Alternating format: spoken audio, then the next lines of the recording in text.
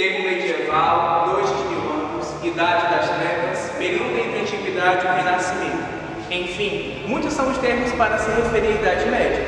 Eu me chamo Eduardo e hoje, junto do Jackson e da Sandra, nós iremos aprender um pouco mais da educação desse período pré-renascimento. In nomine Patris et Filii et Spiritus Sancti. Amém.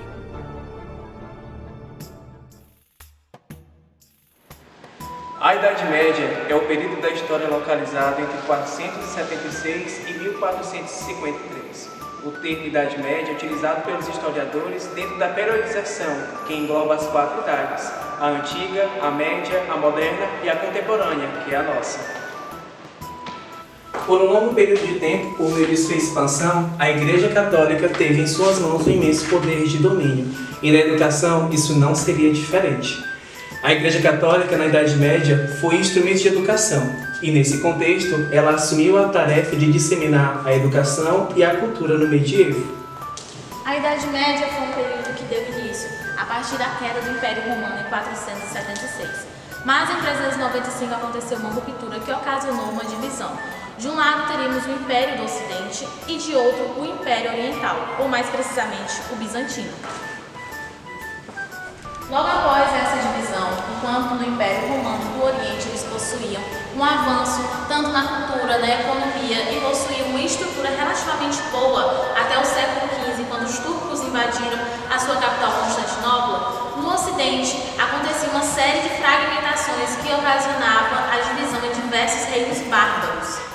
No Império Bizantino, a educação era voltada para a vida religiosa, mas ainda era fiel ao humanismo antigo. O objetivo dessa educação era a formação de funcionários capacitados para a administração do Estado. Os estudos religiosos eram voltados para as escolas monásticas, já os estudos do humanismo eram voltados para as escolas patriarcais, nos quais os professores eram escolhidos pelos patriarcas.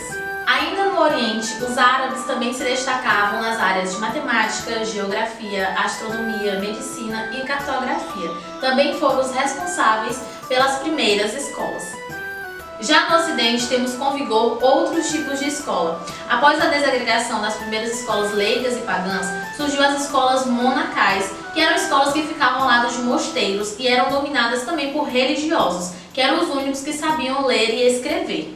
Logo após as escolas monacais, nós temos o surgimento das escolas palatinas, que eram escolas que ficavam ao lado de palácios. O seu maior objetivo era a reestruturação e fundação das escolas monacais, catedrais e paroquiais. Por fim, temos as escolas seculares, que surgiram por conta das modificações educacionais e eram voltadas também para qualquer atividade não religiosa.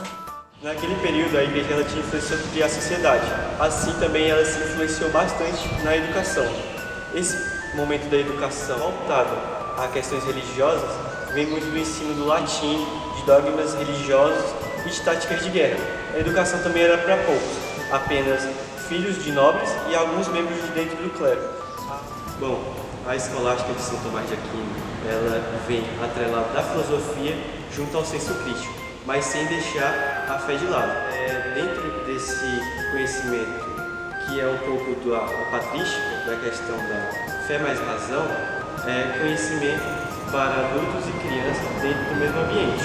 E para concluir, a Alta Idade Média ela é como se fosse o ápice da dominância da igreja dentro da sociedade. A influência da igreja era bem mais marcante na alta e na baixa ela já é como se fosse a queda.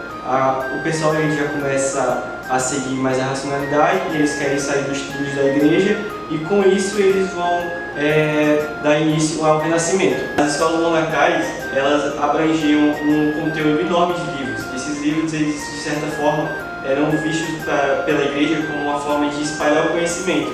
Então eles eram mantidos em segredo e apenas alguns membros do clero, como os escribas, eles poderiam ter acesso aos livros, fazer a leitura e traduzir da forma que convinha ao teor de Deus.